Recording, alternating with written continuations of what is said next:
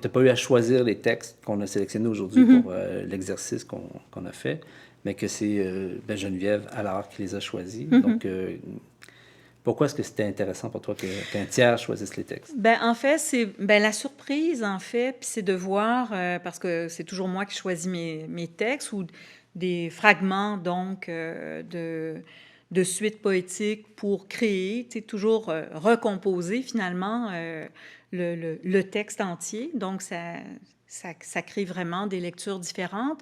Mais là, le fait que ça me soit proposé, ça me permet d'aller ailleurs, d'aller dans une autre sphère ou de voir en parallèle avec mes propres choix qu'est-ce qui est entendu, qu'est-ce qui attire aussi. Donc, au plan de la forme, au plan du sens, etc. Oui, voilà. Je dirais que la forme du texte est arrivée dès le départ. C'est que j'avais le projet de cette thématique de travailler sur les liens, les nœuds qui font qu'on s'unit et qu'on se désunit comme humains et aussi en tout cas dans le monde. Mais aussi, donc la forme est arrivée en même temps. Je voyais vraiment des blocs de texte, un peu comme des fenêtres qui permettent justement cet exercice-là d'écrire sans ponctuation. Il y a parfois des tirets qui permettent de créer comme un petit écrin, une petite parenthèse qui va donner un autre souffle. Mais sinon, pour moi, c'est important de faire l'exercice que on puisse lire sans qu'il y ait aucune ponctuation. D'ailleurs, mon prochain projet est encore plus bloc parce qu'il n'y a pas d'espace, c'est vraiment des petits blocs sans ponctuation. Encore une fois, c'est un deuxième défi que je me suis donné.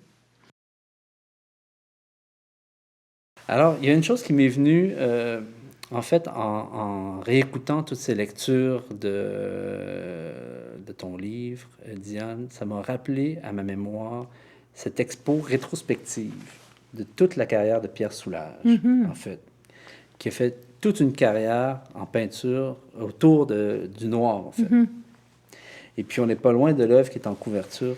Oui, cette œuvre-là, qui est de Sophie Jodoin, d'une série qui s'appelle Natures of Metal, et qui est une œuvre que j'aime beaucoup parce que dans son abstraction, il y a tout ce noir donc qui prend toute quasi le 2/3 et ces lignes en dessous qui font penser, en tout cas qui m'ont fait penser à des personnages souterrains. Oui. Et j'ai été en amour avec cette œuvre-là. Donc voilà, puis elle a accepté que ça soit sur la couverture de Sur le rêve noir. Voilà. C'est très beau. Sur le rêve noir devait s'appeler, et son titre de travail était Ce qui nous lie. Parce que dans ce texte-là, je suis partie d'un auteur italien du 16e siècle qui s'appelle Giordano Bruno, qui a écrit un livre qui s'appelle Des liens. Et ce rapport aux liens, ça faisait longtemps que je réfléchissais à ça. Et donc, je voulais l'appeler ainsi, mais il y a eu un titre, hein, ça arrive qu'il y a des titres comme ça qui sont... qui ont été pris par d'autres auteurs, et c'était une romancière québécoise, alors voilà.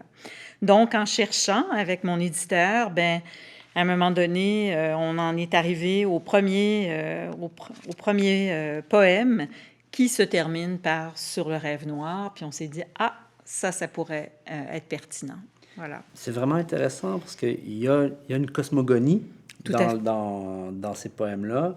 Et puis, Giordano Bruno était poète astronome quelque Exactement. part. D'ailleurs, c'est ce qui va l'amener à sa mort, si je ne me trompe pas. Il se fait brûler. Il s'est fait pincer par l'Inquisition. Ouais. Et puis, il a été complètement visionnaire dans sa façon... la façon qu'il avait de se projeter en imaginaire le cosmos est très, très proche de la réalité, en fait. Tout à fait. Puis en même temps, il y a quelque chose de l'ordre du sacré aussi, qu'on retrouve aussi dans tes textes. Oui, c'est ça, ce sacré qui est en fait ce que j'ai appris en faisant mes recherches et tout ça, ce sacré qu'on pense être sublime, qui est en fait une souillure. Le sacré est une souillure parce qu'il faut sacrifier pour aller au sacré.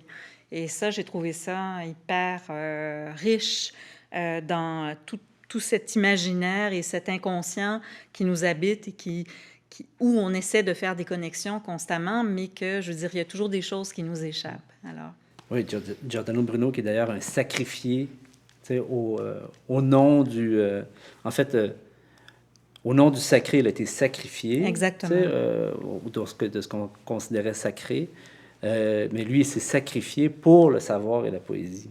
Tout à fait, ouais. Oui, puis il avait écrit un texte de la magie aussi. Il était fasciné par tout ce qui fait en sorte qu'on ne peut pas tout contenir comme humain, qu'il y a vraiment des choses qui nous dépassent, des éléments célestes et autres. C'est vraiment fascinant, toutes ces questions de filiation d'une œuvre. Oui. Puis on se rend compte que on n'écrit jamais seul. Jamais. Une œuvre se construit sur ce qui nous a précédé. Merci de partager ça avec nous. Ça me fait vraiment plaisir. Pour moi, c'est... l'écriture, pour moi, c'est la lecture, mais c'est aussi l'écoute. Alors, ça peut être l'écoute du monde, mais l'écoute de la musique aussi, qui, un peu comme une forme de mantra, là, qui vient habiter une scansion, si tu veux, qui vient donc créer le silence nécessaire pour l'écriture du poème. Les silences, c'est ce qui vient structurer tes textes dans ce livre-là, d'ailleurs. Oui. Mm-hmm. C'est intéressant parce qu'il y a aussi il y a une tension entre le lointain, l'inspiration de Giordano Bruno, etc., et le très, très proche, comme une rue du plateau Mont-Royal après la pluie, alors que les pivoines sont lourdes. Oui, c'est ça. Enneigé, oui. On voit la lourdeur. Oui, c'est ça. Pour moi, c'est important de travailler avec les éléments. Et puis, il y a toujours une forme d'autofiction. Il y a toujours des éléments qui sont très personnels, mais qui prennent une dimension beaucoup plus large, comme quand je parle, entre autres, du Fils dans ce texte.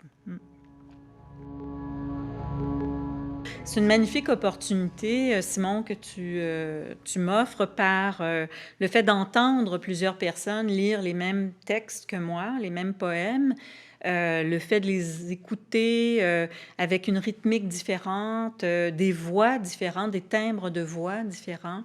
Je trouve que ça enrichit la lecture et ça crée une distanciation encore plus grande pour moi par rapport au texte. Et ça, j'ai beaucoup aimé cette valorisation-là, que le texte vit sans moi, vraiment. Merci beaucoup, Diane. Ça fait plaisir. Merci à toi. Merci, Simon. Merci, Marco. Merci, Marco. Merci, Geneviève.